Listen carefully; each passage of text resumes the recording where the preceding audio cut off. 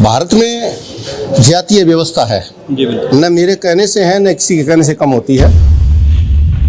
Jat every time wants to command, do not want to be commanded by anyone even.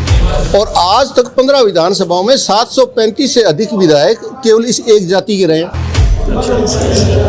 तो जब आप जाटों को ticket देते हो और उनके क्षेत्र से देते हो, तो ये कहाँ का लिखा हुआ है कि आप जब मुख्यमंत्री की बात आती है तो गैर जाट को बनाते हो।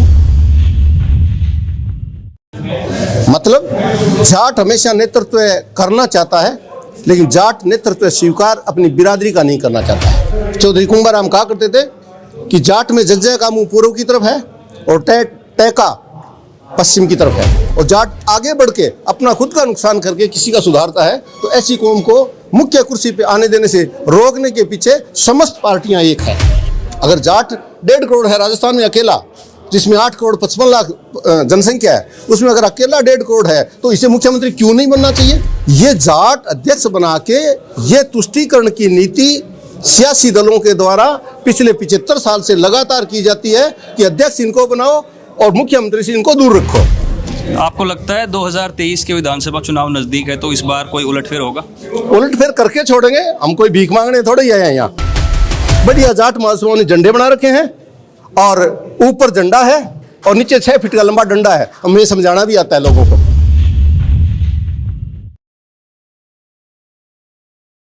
नमस्कार, जनता टीवी सिक्कर में आपका स्वागत है। जनता टीवी सिक्कर की टीम आज पहुंची है सिक्कर। हमारे साथ अभी राधेश्याम जी गोदारा जी हैं। नमस्कार सर। नमस्कार जी। जो ये प्रोग्राम हुआ है उसके क्या उद्देश्य थे? ये प्रोग्राम नहीं है, ये समाज में एक शाश्वत व्यवस्था जिन्होंने दी है, उनके बताए सिद्धांत पे चलने के लिए युवा पीढ़ी के लिए एक इशारा नहीं, एक बहुत बड़ा सहारा है। क्या उद्देश्य थे आज इसके? मैं ये जानना। वीर तेजाजी, लोकदेव वीर तेजाजी के नाम से जाने जाते हैं। वीर तेजाजी ने अपनी युवा अवस्था में गाय के लिए, लांछा गुजरी की गायों को बचाने के लिए अपने प्राण न्यौछावर करके और अपनी वचनबद्धता समाज के सामने छोड़ी, ताकि कोई भी व्यक्ति 36 बिरादरी समाज का अगर कोई पालना करता है, 36 बिरादरी का सहयोग लेना चाहता है, तो ये सबसे बड़ा उदाहरण है। जो आजकल एक बात चल रही है कि जो सीएम है हमारे, वो जाट सीएम होना चाहिए, उसके बारे में आप क्या बोलना चाहते हैं? उसके बारे में बोलना तो क्या चाहिए, आप खुद बुद्धिजीवी हो। भारत में जातीय व्यवस्था है, न मेरे कहने से है न किसी के कहने से कम होती है। और प्रजातंत्र में सिर गिने जाते हैं, स्वाभाविक बात है। सियासी दल चाहे कांग्रेस हो, चाहे भारतीय जनता पार्टी हो, चाहे और अन्य राष्ट्रीय दल हो, आपको मैं ये बताना चाहूँगा कि कोई भी पार्टी कहीं से भी पदाधिकारी अपना टिकट देती है तो जातीय संख्या के आधार पर देती है। ये इसे ओपन फैक्ट कहें कि सबके सामने खुला सच कहें। और जब आप जातीय विचारधारा से ओतप्रोत होके और मतदाताओं की गिनती करके और बाहुल्य वाली कौम को जब आप वोट टिकट देते हैं, तो फिर अगर इसी तरह आपको गिनना है तो 200 विधानसभाएं राजस्थान में हैं आज के दिन, जिसमें से कम 103 सीटों के ऊपर जाट सीधा प्रभाव डालता है। और ये 15वीं विधानसभा है। आज तक 15 विधानसभा में जाट और जाट की सहायक जातियां, जैसे जाट है, जट सिख है, बिश्नोई है, कलबी है, पटेल है, सिद्ध है, ये सभी जाट में से निकली हुई जातियां हैं। और आज तक 15 विधानसभाओं में 735 से अधिक विधायक केवल इस एक जाति के रहे हैं। तो जब आप जाटों को टिकट देते हो और उनके क्षेत्र से देते हो, तो ये कहाँ का लिखा हुआ है कि आप जब मुख्यमंत्री की बात आती है तो गैर जाट को बनाते हो? जी, जैसा कि आप बता रहे हैं कि थोड़ा जाट बाहुल्य इलाका है, लेकिन फिर भी आपको क्या वजह लगती है कि कोई जाट सीएम नहीं बन पाया? बस सिर्फ जाट के पीछे एक ही कारण है, Jat every time wants to command, do not want to be commanded by anyone even. मतलब जाट हमेशा नेतृत्व करना चाहता है, लेकिन जाट नेतृत्व स्वीकार अपनी बिरादरी का नहीं करना चाहता है। अगर जाट में सिर्फ एक अवगुण नहीं हो, चौधरी कुंभाराम कहा करते थे कि जाट में जगजय का मुंह पूर्व की तरफ है और टैका पश्चिम की तरफ है। तो जिनका मुंह दो तरफ होता है वो एक दूसरे को सहयोग नहीं करते, वरना जाट एक बाहुबली कौम है, जाट एक सुंदर कौम है, जाट ने हर 36 बिरादरी की सहायता की है। जाट ने स्वतंत्रता आंदोलन में अपना सबसे ज़्यादा खून बहाया है। जाट आज भी सीमाओं के ऊपर जाट ने उछावर करता है अपने प्राण, और जाट कभी छुआछूत नहीं करता। जाट सबसे प्रेम रखता है, और जाट आगे बढ़ के अपना खुद का नुकसान करके किसी का सुधारता है। तो ऐसी कौम को मुख्य कुर्सी पे आने देने से रोकने के पीछे समस्त पार्टियां एक है।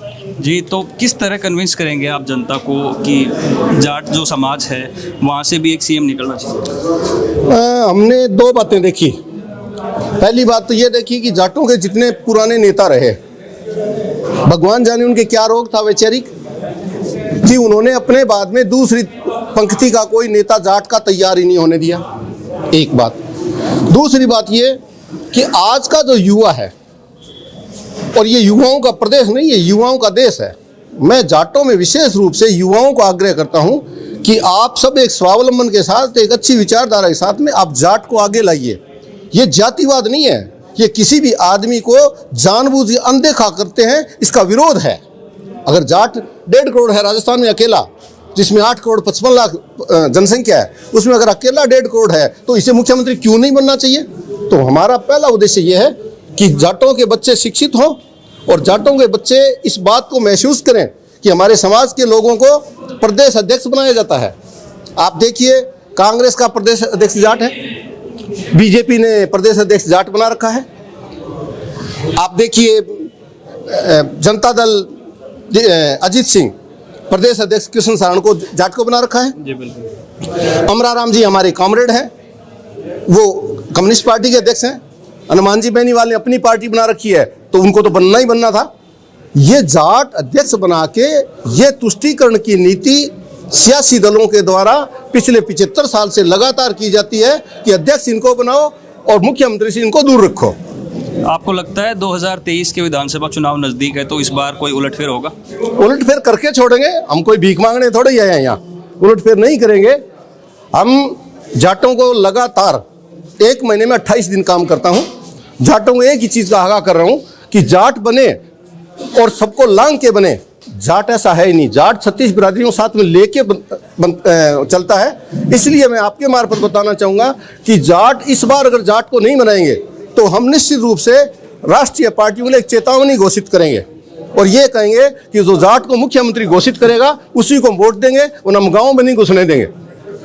हमारी जाट महासभाओं ने, बढ़िया जाट महासभाओं ने झंडे बना रखे हैं, और ऊपर झंडा है और नीचे 6 फीट का लंबा डंडा है। हमें ये समझाना भी आता है लोगों को। क्षेत्र की जनता से और कोई आग्रह करना चाहेंगे आप? क्षेत्र की जनता से, मैं तो क्षेत्र की जनता से रोज आग्रह करते करते 68 साल का हो गया।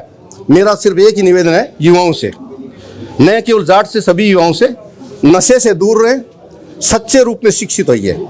ये जो पढ़ाई करके 11वीं 12वीं BA, इसको पढ़ाई नहीं कहते हैं, ये तो केवल साक्षर हुए हैं। शिक्षा उसको कहते हैं जो समर्पित सिद्धांतों के ऊपर खड़ा होके, अडिग रह के किसी भी चीज का अंतिम परिणाम तक पहुंचने के जो तेजस्विता है, उसको युवा कहते हैं, उसको शिक्षित कहते हैं। इसलिए मैं सभी युवाओं को ये कहना चाहूँगा कि आप सच्चे रूप में विवेकानंद को स्वीकार करते हुए मन में आप सच्चे शिक्षित बनिए, समाज को आगे लाइए, हर बिरादरी के साथ में खड़े रहिए, आप अपना वर्चस्व स्थापित कीजिए।